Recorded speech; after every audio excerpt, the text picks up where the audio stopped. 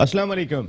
All out में Naseem Rajput metro one news के तमाम नाजरीन से मुखातिब है। बांग्लादेश क्रिकेट टीम आएगी नहीं आएगी, T20 सीरीज खेलेगी या साथ में टेस्ट मैच भी खेलेगी, इस चीज़ का फैसला हो जाएगा अगले 2 से 3 दिन में, क्योंकि पाकिस्तान क्रिकेट बोर्ड के पास इससे ज़्यादा टाइम दिखाई नहीं देता।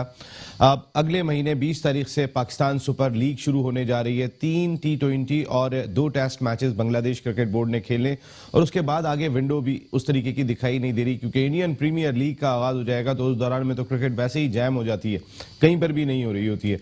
तो पाकिस्तान क्रिकेट बोर्ड के पास यही एक ऑप्शन दिखाई देता है और PCB ने जो आखिरी खत लिखा है उसमें ये बात कही कि आप ठोस वजह बताएं कि आप पाकिस्तान क्यों नहीं आना चाहते।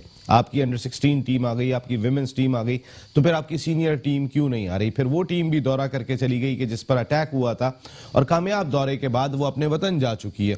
अहमद शहजाद ने भी इस सिलसिले में वहां के मीडिया से गुफ्तगू की और कायल करने की कोशिश की बांग्लादेशी क्रिकेटर्स को, लेकिन अहमद शहजाद कोई इतना बड़ा रोल प्ले नहीं कर सकते। रोल प्ले करेंगे तो फिर पाकिस्तान क्रिकेट बोर्ड के आला हुक्काम ही करेंगे। एहसान मानी साहब अक्सर ये बात कहते हैं कि अब तो हमारी इंटरनेशनल क्रिकेट काउंसिल में बड़ी पोजीशन मुस्तहकम हो गई है, 5 कमेटीज में पाकिस्तान के लोग शामिल हैं। तो क्या रोल प्ले किया उन कमेटीज ने बांग्लादेश को पाकिस्तान के लिए कायल करने में, क्योंकि क्रिकेट को खेल से अलहदा ही होना चाहिए। ठीक है, पाकिस्तान की सिफारतकारी खासी कमजोर दिखाई देती है कि हम बांग्लादेश को भी मनाने में कामयाब नहीं हो पाते, जिसको हमने सिखाया है। यहां पे पाकिस्तान क्रिकेट बोर्ड का एक फेल्यूर जरूर दिखाई दिया। अब पाकिस्तान क्रिकेट बोर्ड यहां तक आ गया है कि आप 2 नहीं तो 1 टेस्ट मैच खेल लें, लेकिन प्लीज आके हमारे मुल्क में खेल लें। अगले 2-3 दिन में ये डिसीजन हो जाएगा कि इतलात ये आ रही है बांग्लादेश से कि फिलहाल वो टेस्ट खेलने का इरादा नहीं रखते, और अगर बहुत कोशिशें पाकिस्तान क्रिकेट बोर्ड ने की तो वो 3 T20 मैचेस की सीरीज खेलने के लिए पाकिस्तान आ जाएंगे। अब ये अगले 2 से 3 दिन में फैसला हो जाएगा। अब पिचेस के हवाले से बहुत तहफ़्फ़ुज़ात पाए जाते हैं। इस वक्त मशहूर ज़माना pitch expert Andy Atkinson Pakistan में है और वो 4 सेंटर्स कराची का विजिट कर लिया। वो लाहौर, मुल्तान और रावलपिंडी जाएंगे उन मकामात पे के जहां पर PSL के मैचेस खेले जाएंगे। पाकिस्तान क्रिकेट बोर्ड PSL जो 20 ओवर्स के मैचेस हैं उससे कबल एंडी एटकिंसन को बुला रहा है। वो माजी में भी आ चुके हैं, उनके साथ वही आगा जाहिद दिखाई दिए जो पाकिस्तान के अंदर पिचेस की तमाम जिम्मेदारियां संभालते हैं। कोई नए चेहरे दिखाई नहीं दिए कि जिनको पाकिस्तान क्रिकेट बोर्ड, ठीक है, अब आगा जाहिद साहब, मैं हमारे एक बड़े अच्छे दोस्त हैं शुएब जट, सीनियर जर्नलिस्ट हैं, उनका ट्वीट देख रहा था जिसमें उन्होंने कहा कि उनसे खड़ा भी नहीं हुआ जाता है और वो पिचेस की जिम्मेदारियां संभाले में, शायद कुर्सी डाल के बैठ जाते हैं, फिर पिचेस वो बन जाती हैं।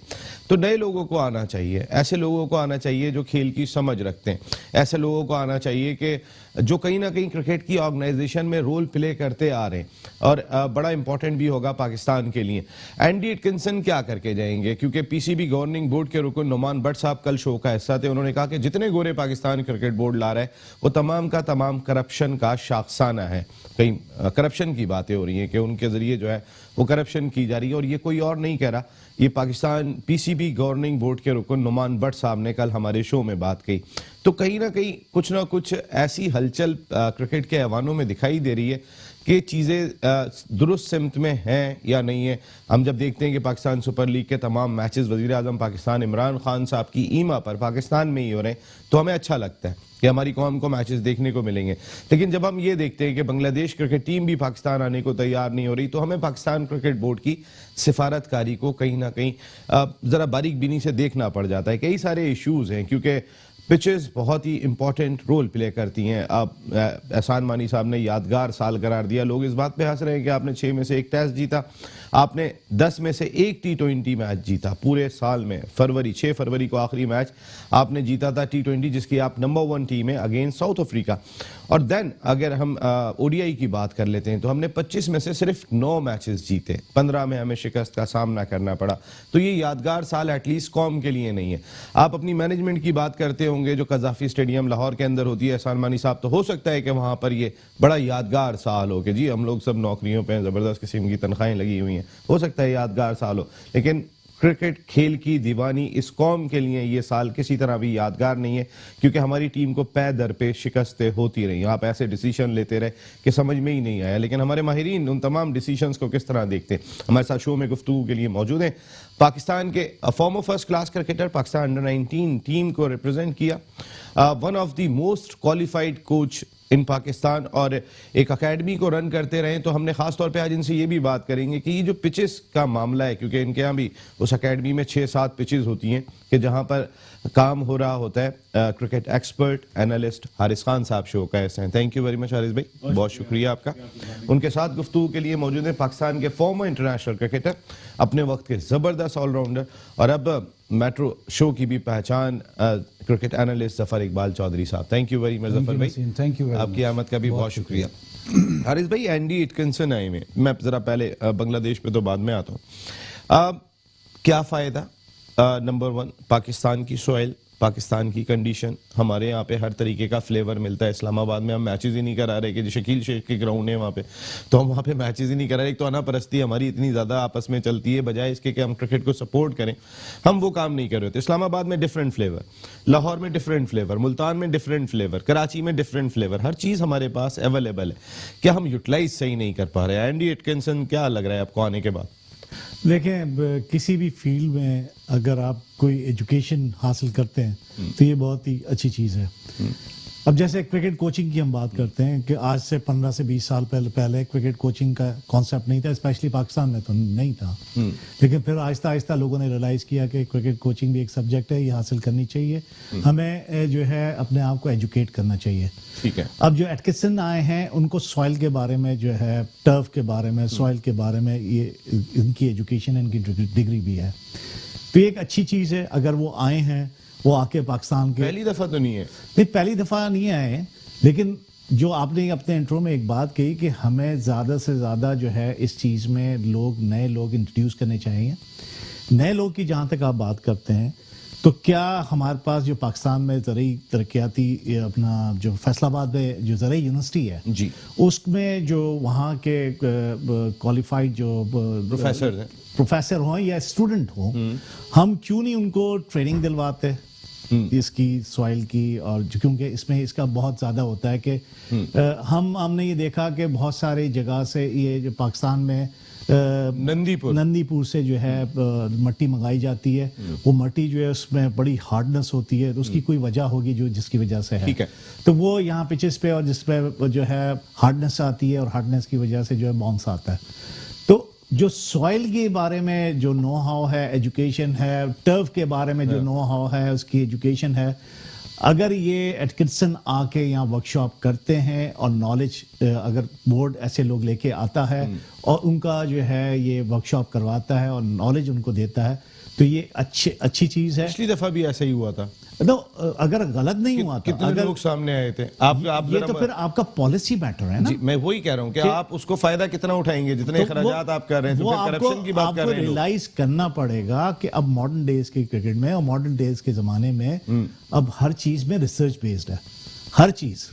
तो अब आपके बारे में जब आपको ये बात हम कहते चले आ रहे हैं कि डोमेस्टिक क्रिकेट में जो है ना बड़ी बेजान विकेटें होती हैं और पाकिस्तान में जो है बाउंस नहीं होता है, इसीलिए पाकिस्तान से बाहर जब पाकिस्तानी टीमें जाते हैं, जैसे अभी ऑस्ट्रेलिया में गई कि वहाँ के हार्ड सरफेस होता है, बाउंसी विकेट्स होती हैं। जनरल तौकीर जिया साहब ने जिस वक्त नेशनल क्रिकेट एकेडमी बनाई थी, उस वक्त वहां पे पिचेस ऑस्ट्रेलिया से मट्टी मंगवा के बनाई गई थी कि जब आप ऑस्ट्रेलिया खेलने के लिए जाएंगे तो आपको ट्रैक ऐसे मिलेंगे। हमने वो खत्म कर दिए। मैं माजरत के साथ ये आपकी बात से जो भी जिसने भी किया, मुझे ये नहीं पता कि इसके पीछे क्या वो था, लेकिन किसी भी जो सॉइल एक्सपर्ट से आप बात करेंगे, ऑस्ट्रेलिया की सॉइल का जो है वो उसकी जो है असर थोड़ा डिफरेंट होगा बनिस्बत यहाँ की ज़मीन के। अच्छा, इवन ये कि यहाँ हर किस्म का वेदर होता है। आप कराची की विकेटें देखेंगे, आप पंजाब की विकेटें देखेंगे, आप पख्तूनख्वा की विकेटें देखेंगे, तो उसमें भी फ़र्क है। क्यों?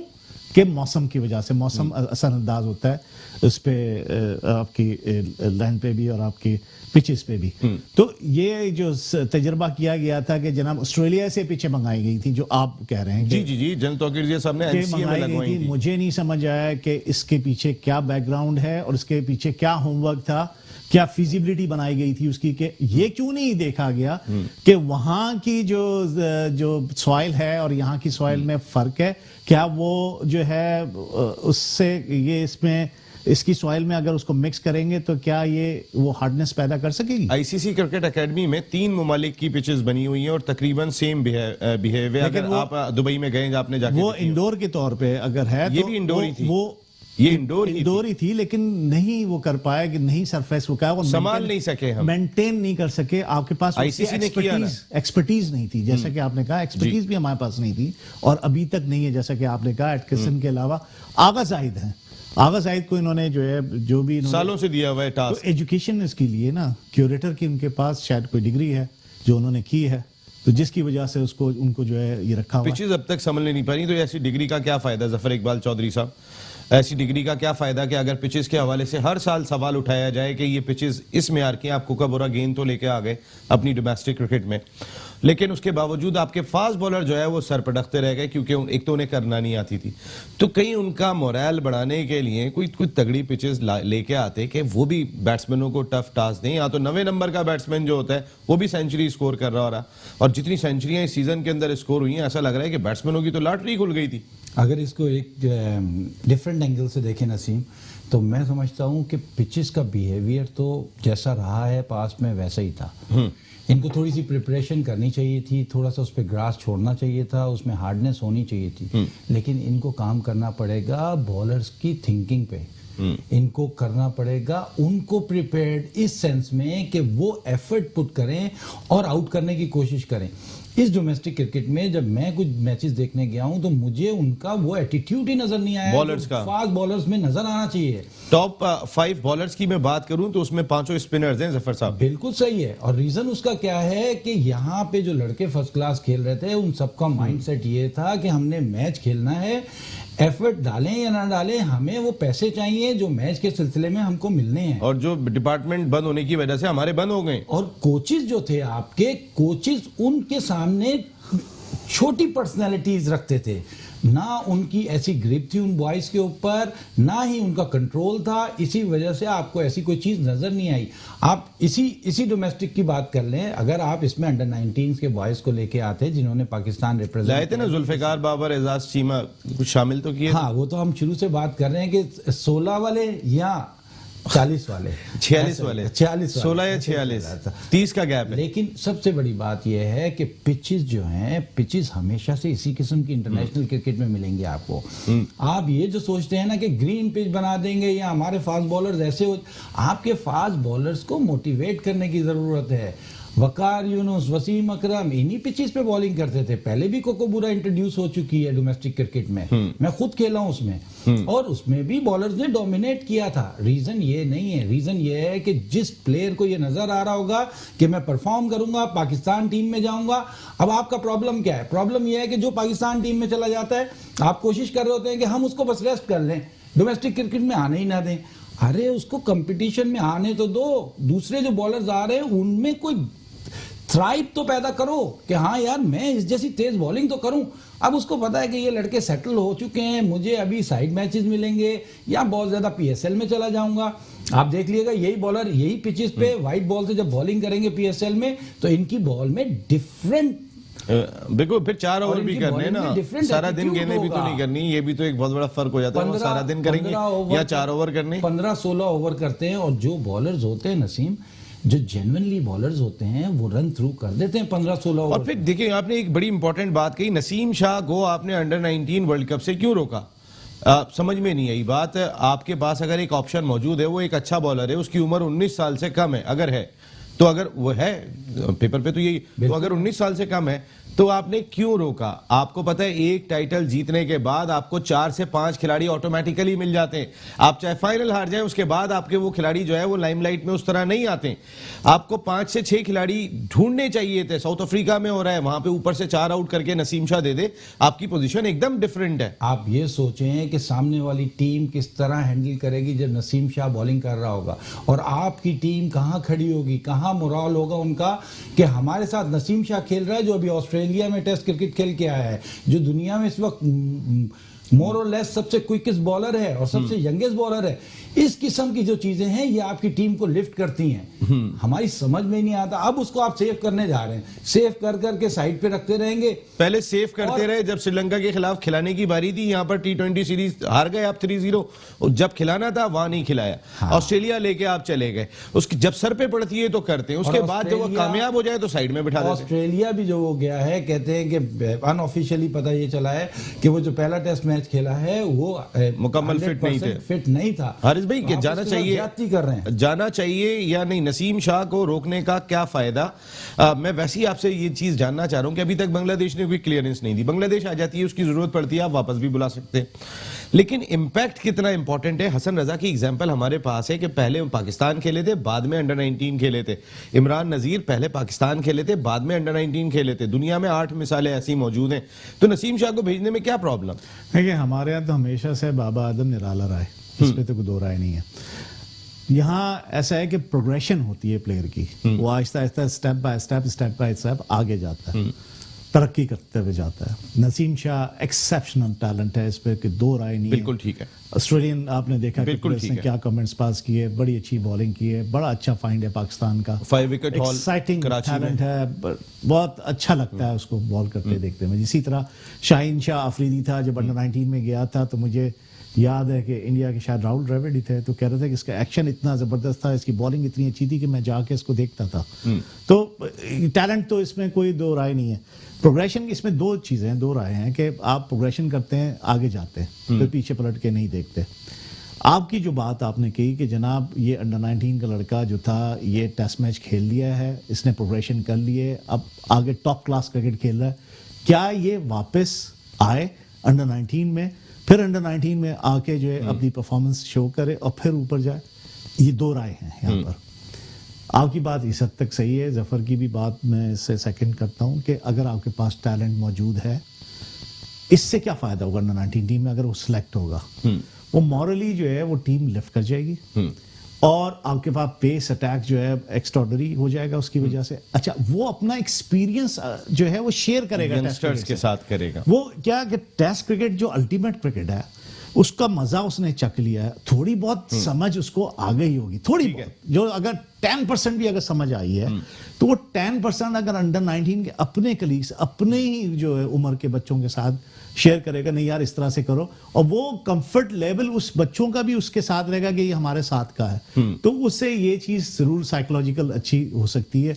बॉलर्स पे, पाकिस्तान की बॉलिंग टीम पे जो अंडर 19 की होगी। आपकी राय क्या है?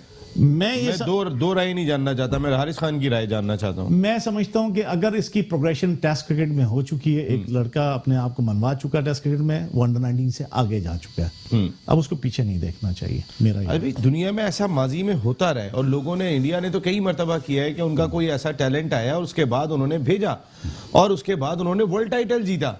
टाइटल जीतने का फर्क ये पड़ता है कि जब आपने टाइटल जीता है, आपको 5 से 6 लड़के मिले और आप फाइनल हारे, उसके बाद आपको 1 या 2 लड़के मिले, उसके अलावा लड़का नहीं मिल सका। देखें, नसीम शाह पिछला खेले थे ना, असगर खेले थे ना, हसनैन खेले थे ना, ये तमाम जब फाइनल हार गए थे ना तो लाइमलाइट से निकल गए थे, फिर आहिस्ता आहिस्ता दोबारा इनको लाया गया था, शाहीन शाह अफरीदी को और इनको।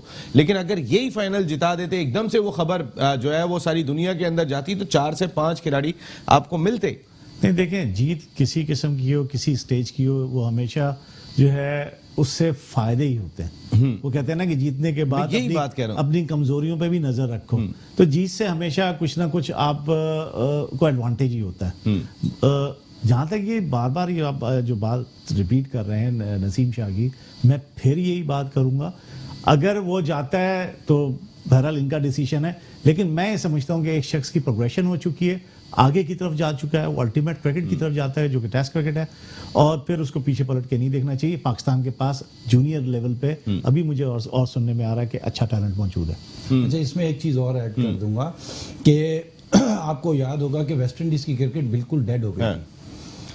उनकी वुमेन्स की क्रिकेट ने टाइटल जीता उनके मेंस ने जीता और उनकी फिर अंडर 19 की टीम ने जब टाइटल जीता है तो आप एक देखें कि उनमें सीक्वेंस आना शुरू हो गया है, वो टीम स्ट्रांग हुई है, प्रोडक्शन लाइन बहुत तेजी से चलना शुरू हो गई है। ये हमेशा इम्पैक्ट करता है अगले 5 सालों पे। अगर Pakistan under 19 team World Cup जीत के आती है तो उसका फायदा आपको अगले 5 साल तक प्रोडक्शन लाइन की सूरत में मिलता रहेगा। आपके यंगस्टर्स में जो जोश आएगा वो काबिल-ए-दीद होगा, वो समझ में आने वाली चीज है। नंबर 2 ये कि नसीम शाह हिमसेल्फ एक डिफरेंट रोल मॉडल होगा उस वर्ल्ड कप के। बिल्कुल, और टू अर्ली अगर आप बॉलर्स को खिलाते हैं या बैट्समैन को खिलाते हैं तो पास्ट में आपने हमेशा देखा होगा हम अपनी जाती अना के चक्करों में, मैं स्पेशली ये कहूंगा कि पीसीबी में इस किस्म के लोग या शहरों में भी ऐसे कोचेस बैठे हुए हैं जो सिर्फ अपने आप को ऊपर करने के लिए कि देखो मैंने ये बच्चा प्रोड्यूस कर दिया है, उस चक्कर में कुछ बच्चों को बहुत अर्ली खिला देते हैं और आप सो मैनी प्लेयर्स जिनकी क्रिकेट आपने तबाह कर दी, जो कि 16 साल की उम्र में आपने खिला तो दिए लेकिन 23 साल की उम्र में रिटायर भी कर दिए। Hasan Raza one of the biggest example इसका ना डिसएडवांटेज है। इसको दोनों तरफ आप रखें, आपको दोनों तरफ उससे फायदा लेना चाहिए, बल्कि इसके साथ साथ आपको हसनैन को भी इस तरह रोटेशन पॉलिसी में चलाना चाहिए। ये तमाम बॉलर्स जो अब आपके पास तीनों फास्ट बॉलर्स बन गए हैं, इन तीनों को आपने रोटेशन पॉलिसी में चलाना है, इनको बर्न आउट नहीं करना। ऐसा नहीं हो कि 22 साल की उम्र में इनमें से 2 रिटायर हुए हो। पाकिस्तान की एक लेगेसी रही है, हम फास्ट बॉलर्स की बात इसलिए कर रहे हैं कि आप अगर फजल महमूद साहब से उठाएं तो फिर सरफराज नवाज साहब आ गए, फिर इमरान खान साहब आ गए, वसीम अकरम, वकार यूनुस, शुएब अख्तर, आसिफ, आमिर। लेकिन आसिफ और आमिर का जो बैन लगा था उसके बाद कहीं ना कहीं पाकिस्तान की फास्ट बॉलिंग में एक गैप सा दिखाई दिया। गो के वहाब रियाज थे, राहत थे, सुहेल खान थे, जुनेद खान थे, लेकिन वो जो एक स्पार्क हुआ करता था कि हमारा एक बॉलर आके एक स्पेल के अंदर मैच टर्न कर ले, हम उसको मिस कर रहे थे। इस वक्त पाकिस्तान के पास जो लॉट है वो बहुत अच्छी है। आप उसमें अगर देखेंगे तो हसनैन आपको दिखाई देते हैं, नसीम शाह आपको दिखाई देते हैं, आपको मूसा खान आपको दिखाई दे रहे हैं, आपको शाहीन शाह अफरीदी दिखाई दे रहे हैं, ये सब यंगस्टर्स हैं, इलियास आपको दिखाई दे रहे हैं। 5-6 अच्छे फास्ट बॉलर, तेज फास्ट बॉलर इस वक्त पाकिस्तान के पास मौजूद है। हम इनको यूटिलाइज कैसे करते हैं, हम इनको बनाते कैसे हैं, क्योंकि खुशकिस्मती से दोबारा मिल गए। बनाएगा कौन, कैसे, बात करूंगा ब्रेक के बाद। ऑल आउट में एक मरतबा फिर मेट्रो वन न्यूज़ के तमाम नाजरीन को खुशामदीद कहते हैं। आप पाकिस्तान क्रिकेट पर ही गुफ्तगू चल रही है, हमारे यहाँ इंटरटेनमेंट है ही नहीं कोई दूसरी के हम किसी और चीज़ पर बात करें, और एक ही चीज़ है कि जो हम सबको एक जगह जमा कर देती है, तो बैठते हैं क्रिकेट पे बात करते हैं। ना हॉकी ने जो अशर किया हुआ है पाकिस्तान में वो सबके सामने, स्क्वॉश का क्या हाल है, एक स्नूकर है जिसने हाल ही में वर्ल्ड चैंपियनशिप भी जीती और कहीं ना कहीं रिजल्ट दे रहे हैं। बाकी तो क्रिकेट के अलावा आप बात किस पर करें ये समझ में नहीं आता। एक चीज़ को बचाने की इसलिए भी बहुत ज़्यादा कोशिशें करते हैं कि हमारे और आपके पास इसके अलावा कोई इंटरटेनमेंट इस मुल्क में मौजूद भी नहीं है, और फिर हुब्बुल वतनी भी इसी के थ्रू हमें थोड़ी सी ज़्यादा आ जाती है। हारिस भाई, फास्ट बॉलिंग हमारे पास एक ट्रैक रिकॉर्ड रहा है, एक के बाद दूसरा ऐसा बॉलर जरूर आ जाता था टीम में कि जो एक स्पेल के अंदर भी जो है वो सामने वाली टीम को बैकफुट पे ले आता था। फिर हमने लैग किया। आमिर और आसिफ के जब पाबंदी नहीं लगी थी उससे पहले तक ये दोनों बहुत अच्छे थे, फिर उसके बाद आसिफ तो नहीं आ सके, आमिर भी उस तरीके से नहीं आ सके जिस तरीके से वो पाबंदी से पहले थे। सही, इस दौरान में हमें बॉलर्स नहीं मिले। इस वक्त एक यंग लॉट हमारे पास है, हम इसको संभाले कैसे, हम इसको बनाएं कैसे? मैं आपके इस सवाल का जवाब देने से पहले वो जो आप गेम का जिक्र करें, पाकिस्तान में जो है वो गेम गायब हो चुके हैं, और हॉकी का आपने जिक्र किया, स्क्वॉश का जिक्र किया। 2-3 गेम स्क्वॉश में पाकिस्तान के जूनियर जो है अभी बर्मिंघम में जो टूर्नामेंट हो रहा है सेमीफाइनल में पहुंच चुके हैं पाकिस्तान के जूनियर हमेशा पहुंच जाते हैं हमारे। वो एक अच्छा टैलेंट वहां से आ रहा है और अभी तक प्रोग्रेशन उनकी अच्छी है। देखिए मैं आपको बताऊं, मैं आपको एक ट्रैक रिकॉर्ड दिखा देता हूं, हम कितने ब्रिटिश ओपन के अंडर 12 अंडर 14 टाइटल जीते, लेकिन 18 से 19 में जाके हम बैठ जाते हैं। शायद हम बड़ी उम्र के भेज देते हैं, बच्चों को हरा के आ जाते हैं वो, और उसके बाद जाके हम फंस जाते हैं। मेरी समझ में नहीं आ रहा सच्चाई फिर क्या है। वो जो स्क्वॉश के जो करता धरता है, जो प्रोफेशनल है, उनको इस चीज़ को देखना पड़ेगा। लेकिन यहाँ हमारे पास प्रोग्रेशन तो हो रही है, ये बात तो मानेंगे। इसके अलावा आपने देखा कि स्क्रैबल में पाकिस्तान ने बड़ा अच्छी परफॉर्मेंस दी है, वो हमेशा अच्छी देती है, वो बहुत अच्छी रही है, और बच्चों ने बड़ा अच्छा किया है। Very good sign. जावेद साहब, तारिक साहब, इन लोगों का बड़ा दानियाल वगैरह जो है बच्चे, ये बहुत अच्छी परफॉर्मेंस दी है। अब आ जाए आपके सवाल की तरफ कि जनाब ये जो आपका ये जो लॉट है, जो इसको लॉट कैसे आया, बने? ये यंग लॉट जो है इसको किस तरह से मेंटेन रखा जाएगा और किस तरह से इनको इनका लोड जो है वो कैसे डाला जाएगा इन पे। तो आपके पास प्रोफेशनल कोच तो मौजूद है वकार यूनुस की शक्ल में, जिसके टैलेंट के बारे में दो राय नहीं रखता। मैं हमेशा से एक चीज कहता चला रहा हूँ, जो talent as a player, as a coach, as a player बहुत अच्छा है। कोच पे मैं अभी आ रहा हूँ उसकी, चलें ठीक है, कि एक मैं समझता हूँ डेफिशिएंसी है उसकी, वो है मैन मैनेजमेंट की। और मैन मैनेजमेंट, ह्यूमन साइकी जो है, मुझे लगता है ऐसा है कि वकार अपने इरा में जो है वो रहता है ज़्यादातर कि मैं वकार यूनुस हूँ, वकार यूनुस आप थे। क्वालिफिकेशन तो यही सिखाती है क्या? मैं कह रहा हूँ ना कि इसमें ये मैंने देखें क्रिकेट कोचिंग में और कोचिंग में आपका मैन मैनेजमेंट बहुत ही इंपॉर्टेंट है। वो क्यों इंपॉर्टेंट है? वो इसलिए इंपॉर्टेंट है कि आपके 11 से जो 15 प्लेयर होते हैं, पूरी टीम का जो स्क्वाड होता है, उसमें से बहुत सारे लड़के डिफरेंट माइंड के होते हैं। जैसे हमारे यहाँ कई कैरेक्टर के लोग पाकिस्तान क्रिकेट में रहे, जैसे वसीम का एक अलग माइंड था, वकार का अलग था, शाहिद आफरीदी अलग था, शोएब अख्तर अलग था। ये डिफरेंट माइंड के लोग थे। यूनुस खान का डिफरेंट माइंड के लोग थे।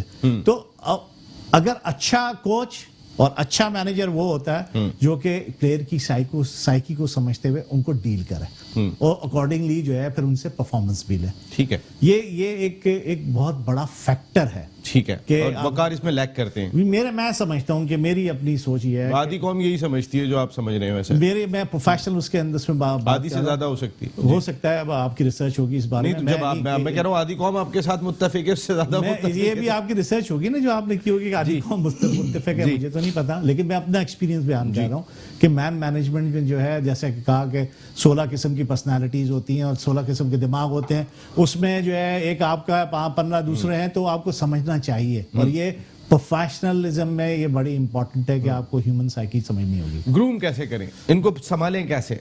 इनको संभालने के लिए भाई आहिस्ता आहिस्ता इनको जो है एक्सपीरियंस कराएं। जैसे मैंने लोड की बात की कि किस पे जो है कितना लोड डालना चाहिए, कितने ओवर्स कराने चाहिए। वर्कलोड मैनेजमेंट आती है हमें? जी जी जी, हम लोगों को आती है वर्कलोड मैनेजमेंट। आपने तो पढ़ी हुई, आपको पता होगी। हमें समझते हैं, हम एक को खिलाते हैं, हसन अली को हमने खिला खिला के जो मिल जाए, जो एक अच्छा कर रहा हो खिलाए जाओ बस उसको। नहीं, उसमें खिलाने की बात नहीं है, उसमें इंडिविजुअल का भी काम होता है कि उसको जो है बताया जाता है कि आपने ट्रेनिंग कितनी करनी है, अपना लाइफस्टाइल। मैंने जैसे बार बार आपको समझाता हूँ कि 5 इंग्रेडिएंट्स बहुत इंपॉर्टेंट है किसी भी गेम के लिए। उसकी मेंटल टफनेस, उसकी टेक्निकल एस्पेक्ट, उसके टैक्टिकल एस्पेक्ट, उसका मेंटल टफनेस और फिजिकल फिटनेस, और उसका लाइफस्टाइल जो है बहुत ही ज्यादा इंपॉर्टेंट है। हमारे यहाँ पाकिस्तान में अनफॉर्चुनेटली वो प्रोफेशनलिज्म एक लफ्ज तो है, लेकिन उसका इम्प्लीमेंटेशन जो है, उस पर अमल जो है बहुत ही कम है। इसको ही देखते हुए कि आप टॉप लेवल की क्रिकेट खेल रहे हैं, तो आपकी जो है आपका लाइफस्टाइल किस किस्म का होना चाहिए। अगर आपका लाइफस्टाइल यूनुस खान जैसा होगा तब जाके ऐसा प्लेयर बनता है। अब आप बोलेंगे यूनुस खान का लाइफस्टाइल कैसा है, क्या है?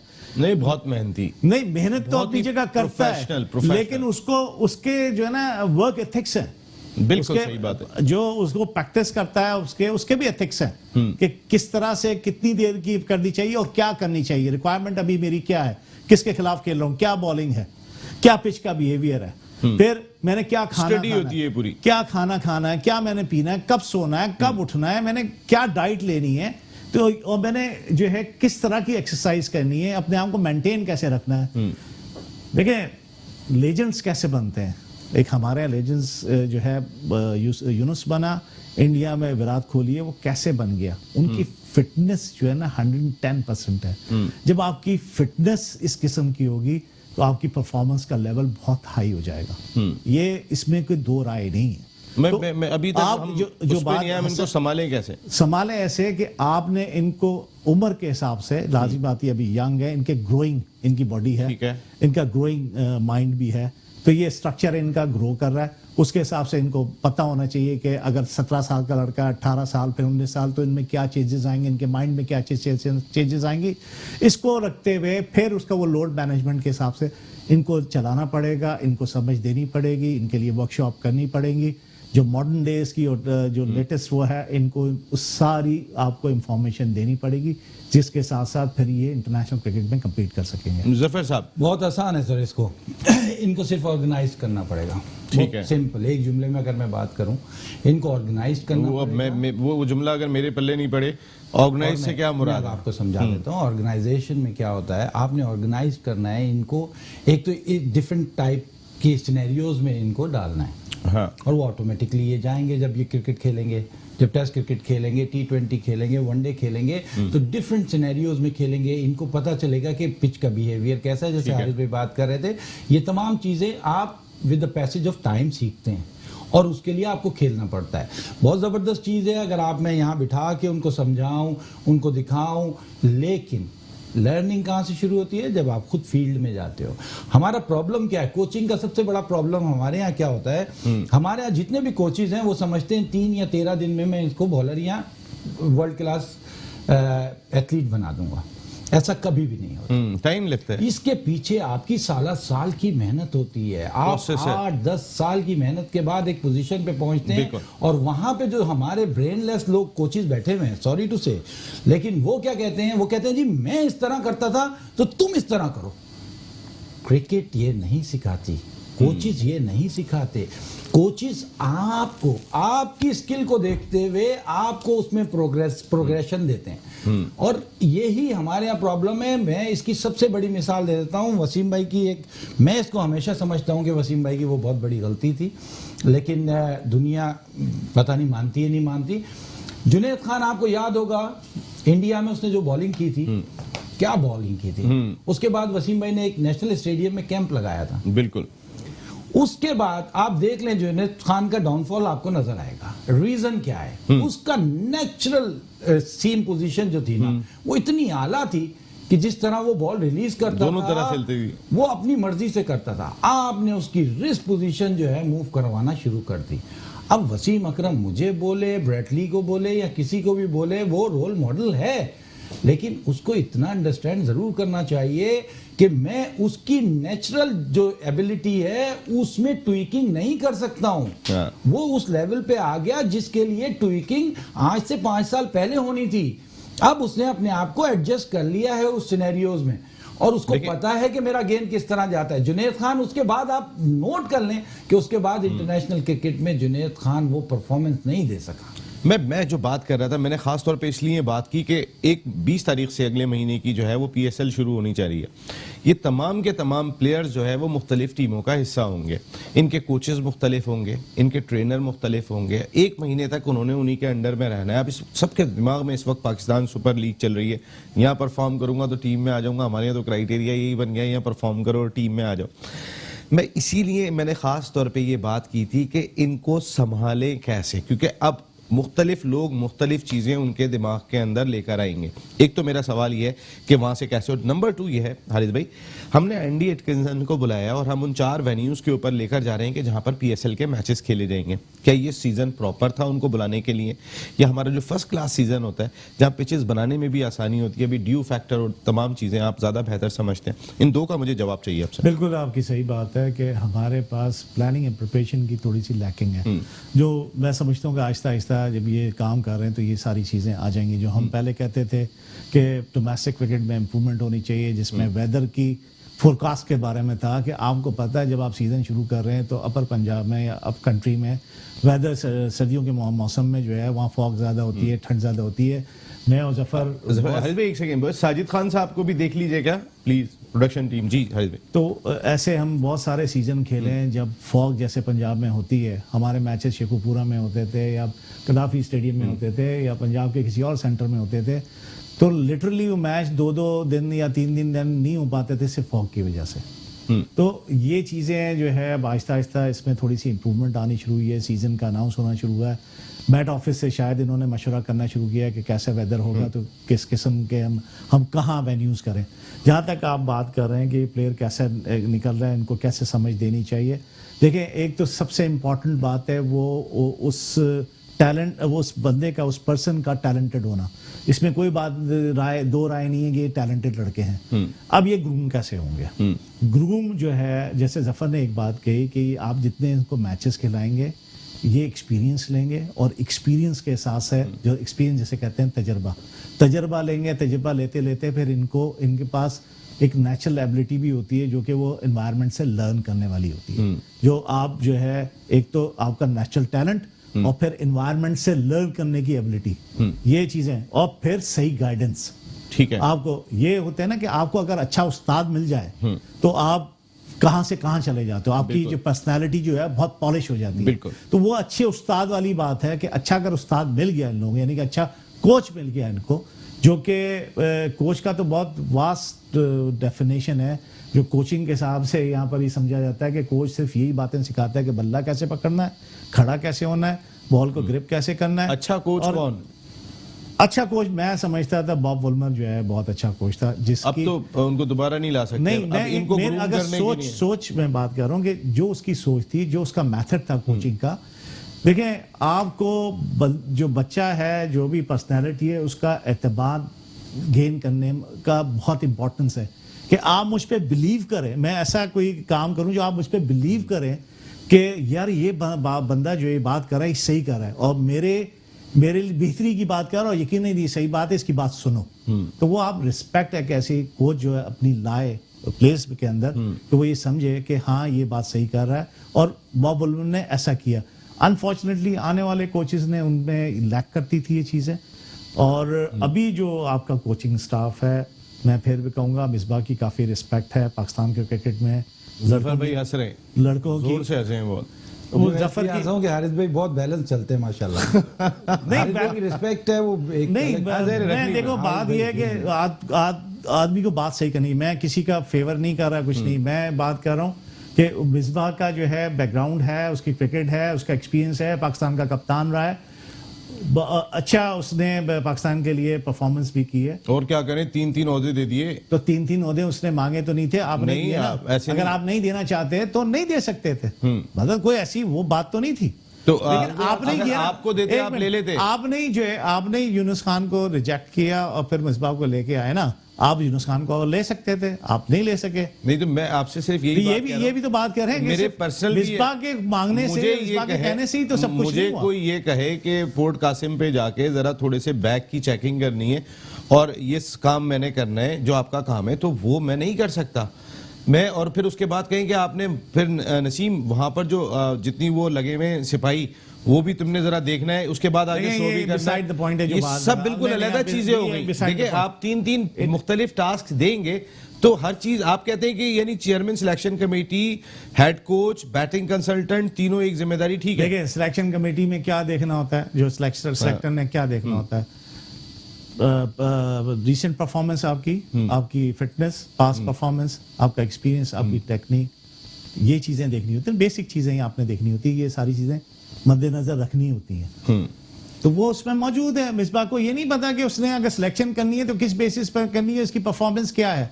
हाँ ये जरूर है, पाकिस्तान के क्रिकेट में हमने अपने अदवार में और उससे पहले भी ये देखा है कि लाइकिंग और डिसलाइकिंग चली है, और डिसलाइकिंग का सबसे बड़ा मुजाहरा जो अब देखने में आता है या वो फवाद आलम की उसमें देखा था कि भाई इतनी परफॉर्मेंस करने के बाद भी अगर लड़का सिलेक्ट नहीं हो रहा तो लाइकिंग और डिसलाइकिंग। उस्मान कादिर चले जाते हैं। एक छोटी सी चीज मैं किसी और की मिसाल, मैं ये उनकी बात कर रहा मैं हूँ सबकी बात कर देता हूँ हारिस भाई की परमिशन के साथ।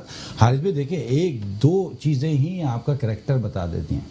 एक तो सबसे बड़ी बात यह है कि डेफिनेटली पाकिस्तान बोर्ड ने उसको ऑफर की होंगी, लेकिन मेरे में तो सेंस है ना कि भाई ये तीन चीजें मैं पैरेलल कैसे लेके मेरी चलूंगा? अपनी रिस्पेक्ट भी तो मैं है। मोटरसाइकिल भी एट अ टाइम चलाऊंगा, साइकिल भी चलाऊंगा और गाड़ी भी चलाऊंगा, ऐसा कैसे हो सकता है? क्यों नंबर आपने चलाई नहीं कि साइकिल, मोटरसाइकिल और गाड़ी मैंने चलाई। एक साथ चलाने की बात नहीं, एक साथ चलाने की मैंने एक ही अब अदवार में दूसरी- मैंने चलाई है। अच्छा चले, मैंने मान लिया लेकिन कि- ऐसी बात तो नहीं है कि मैंने नहीं चलाई। मैंने मान ली कि मैं चला सकता हूँ। जब मैं चलाने के लिए बैठा हूँ, सही है, तो फवाद आलम जैसा सीनियर प्लेयर अगर मैंने नहीं खिलाना था तो मुझे कॉमन सेंस तो है ना कि उसको ड्रेसिंग रूम में लाके ना बिठाऊं, उसको ड्रेसिंग रूम का माहौल दिखाने के लिए लाया हूं मैं टीम में। नहीं और मेरा फियर आपको नजर नहीं आ रहा उसमें कि मैं उसको अगर खिला दूंगा वो रन कर देगा, तो जिसको मैं खिलाना चाह रहा हूं वो बाहर हो जाएगा। मेरी सोच नजर नहीं आ रही किसी को भी, ये तो सबको पता है। उसमें ये भी दूसरा एक चीज और ऐड करूंगा बड़ी माजरत के साथ, असल में हर किसी का अपना है, हारिस भाई बहुत बैलेंस लेके चलते हैं माशाल्लाह। बात यह है कि मिसबाह की जो सोच है ना वो अभी तक उसी तरह मटके में बंद है जिस तरह वो पाकिस्तान टीम चलाता था एज अ कैप्टन। उसकी सोच वहीं बंद है। अब उसका रोल जो है वो बहुत बड़ा हो गया है। अब उसको 16 लोगों को लेके चलना है और उस पोजीशन पे लेके चलना है जिस पोजीशन पे उसके पास ताकत नहीं है। वो ताकत नहीं है उसके पास जो ग्राउंड के अंदर थी। मेरे ख्याल से मैं इस एक्सपीरियंस पे बात कर रहा हूँ कि मेरी मिसबा के साथ जो भी इंटरेक्शन हुई है उसमें मेरी असेसमेंट उसके बारे में ये है कि उसमें एबिलिटी है। ऐसी बात नहीं कि उसमें एबिलिटी नहीं है, बिल्कुल एबिलिटी मौजूद है। ये तो बोर्ड का वो था कि जनाब आपने एक शख्स को 3 ओहदे दे दिए हैं, तो क्या देखा आपने दे दिए? क्या मकसद बोर्ड अगर चाहता तो नहीं कर सकता, उसके लिए सेपरेट लोग लेकर रख सकता। बिल्कुल ऐसी कोई बात नहीं थी। लेकिन आपने जब उसको ऑफर की और उसने समझा कि मैं ये रोल प्ले कर सकता हूँ एज अ चीफ सिलेक्टर और एज अ जो है टीम का कोच, उसमें आसानी ये होती है कि जब आप लड़के अपनी मर्जी से लेके आते हैं तो उनको बताना, उनको कोच करना। कोचिंग एज सच मैं नहीं समझता कि मिसबाह को अभी एक्सपीरियंस है कोचिंग का, मैं नहीं समझता। लेकिन वो अपने एक्सपीरियंस से बात कर रहा होगा जो उसने क्रिकेट के लिए, टेस्ट क्रिकेट, T20 क्रिकेट और वनडे क्रिकेट जो भी क्रिकेट खेली है उसने, उसका खेल और खेलना हाँ, और वो कोचिंग में फर्क जो है ना, उसको मैं फिर यही बात कहूंगा वकार के लिए भी, मिसबाह के लिए भी कि भाई एक तो ये जो मैन मैनेजमेंट है इसका सीखना बहुत ज़रूरी है। ह्यूमन साइकी का समझना बहुत ज़रूरी है। ह्यूमन साइकी का समझना इसलिए ज़रूरी है कि आपको अगर एक प्लेयर की एबिलिटी पता है कि इसमें इतनी एबिलिटी है और वो आप उस कैपेसिटी पे, उस एबिलिटी पे उसको यूज़ नहीं कर पा रहे, उसको ला नहीं पा रहे, तो आप लैक कर रहे हैं कहीं। तो जब लैक कर रहे हैं तो उस एबिलिटी को आप अपनी बढ़ाएं ना। पहले एबिलिटी बढ़ानी चाहिए थी, बाद में जिम्मेदारी मिलनी चाहिए थी मेरे ख्याल में। तो अगर इतनी बड़ी जिम्मेदारी आप पाकिस्तान टीम की दे रहे हैं तो पहले उनकी एबिलिटी जरूर चेक होनी चाहिए थी, जिसकी आप बात कर रहे हैं कि मैन मैनेजमेंट ही नहीं है तो किस बात के कोच है। यही बात खत्म हो जाती है। लाना नहीं चाहिए, पहले ग्रूम करना चाहिए। ये एक पूरा सब्जेक्ट है। देखिए ना, आप कह रहे हैं, आप ये कहेंगे कि बगैर ग्रूम किए हुए लेकर आ जाओ। पहले ग्रूम करो, मैन मैनेजमेंट सीखो, फिर पाकिस्तान टीम के कोच बनो। तुमने उन 16 को हैंडल करना है जो 25 करोड़ लोगों में से आ रहे हैं। कप्तान उसकी मैन मैनेजमेंट ठीक हो, वहां पर भी डिफेंसिव अप्रोच बहुत सारे लोग बात करते हैं। जी, एक चीज और जो खत्म करनी है जी। हाँ, पहले आपने पूछा था कि इन यंगस्टर्स को किस तरह सेव किया जाए। बहुत आसान तरीन तरीका है, एक घर में बंद कर दें, बाहर आने नहीं दो। और दूसरा ये याद रखिएगा कि इनकी जितनी भी मूवमेंट है ऑफ द फील्ड, उसको अगर आपने मॉनिटर तरीके से कर लिया तो ये बहुत लंबी क्रिकेट खेलेंगे पाकिस्तान। ये लाइफस्टाइल कहलाता है। यही बात की थी हारिस भाई ने भी। Thank you very much Haris Khan sahab, thank you very much Zafar Iqbal sahab, आप दोनों की आमद का बहुत बहुत शुक्रिया। बांग्लादेश पे बात रह गई, अब 2 से 3